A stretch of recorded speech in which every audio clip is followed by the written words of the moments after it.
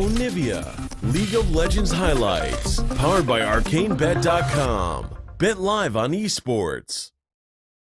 Just the Q +1 auto, and it's actually Lux versus Azir, which I would think would be one of the tough matchups for Azir. I agree. And not something I really would have. Going to get to the wave first here after Frozen based. Yeah, really prioritizing just having the push. That's kind of what this tells me. Because he is going to be sacrificing some health to do that. You know, he's down around 90 or 100 health. Like, that is actually pretty significant. That's almost a full potion that he kind of sacrificed for not basing. But he has cleared out the wave, and he's hoping now that he will be able to deny enough of the CS away from his opponent to make that worth it. But he did miss 2 of the CS uncontested on his own, so we'll see if it pays off. Yeah, like you said, sport sometimes not as who's to getting them last hits. As Airy vs. Comet once He's again. missed, he's 4 for 4. Missed. Not doing so hot on the CS scene there. Yep, gonna have to get them back through. But it's 0 for Frozen right now, 1. So, yeah. I mean, although the Meiko did miss a lot of farm actually pushing it in, Frozen is very clearly not used to last hitting on this map with how the turret does extra damage. He's not looking too comfortable there. And it is ending up with a slight advantage for Meiko, even though he only got 6 of the 12 minions.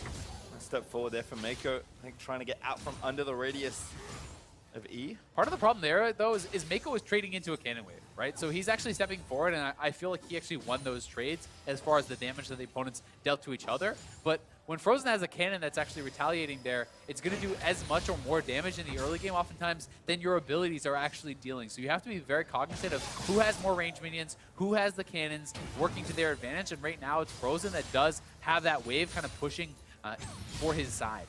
3 points Q for Meiko. Probably not going to make a big difference not having your E.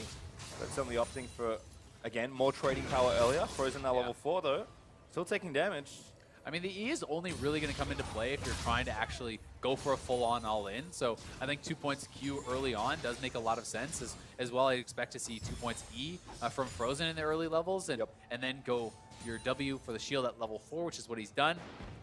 Meiko, gonna have to see how much of this farm he can actually pick up, because right now they are tied. There's about 10 minions sitting at his turret. If he can grab some of this farm, could be a pretty nice advantage, get him a decent base, but so far has gotten the 1. He's going to pick up a couple more. Yeah, missed the cannon, but trying to, again, kind of get the scraps under the turret. That's a couple there, going to keep it pretty close. Yeah, not too bad. Yeah, 4 minions left there for Frozen to hit here, so he hits them all.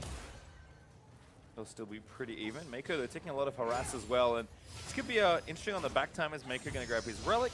Nice dodge of that light binding there by Meiko. Lux is 6, certainly very relevant for some sort of, at least, harassment off. Forcing away, maybe getting a summon if you can connect with a light binding. Meiko, though, playing up. Looks like he's going to try and get there first. Like, hitting down those minions. Yeah, it's a pretty interesting one. I mean, they're both staying around relatively low. They don't have any HP potions left, so... Ooh, Meiko going back in. Frozen forced to burn the heal there. That's actually pretty nice, because it is traded back and forth, but now it's exhaust versus barrier. I do feel like Frozen is going to have more trouble getting good use out of the exhaust if Meiko wants to sit back. There's not really going to be a chance for Frozen to do that, where you're always going to get some sort of use from that barrier. One of the really interesting choices here, though, is actually Celestial Body for Frozen. So he's actually taken 10% less damage dealt for 100 HP. So this is the mastery that you take 10% less damage dealt for the first 10 minutes, but you get the bonus health. So he's really kind of just prioritizing what he thinks to be survivability. He's figuring perhaps he can just poke his opponent out and make sure they can't get all in with that. He did also take the biscuit delivery, and oh my god, not even using the barrier. Meiko, that was pretty close. I hope he calculated that one, because that was We'll close. give him the benefit of the doubt. My goodness, nice snipe there from Frozen, actually hitting the edge of that pretty big laser hitbox.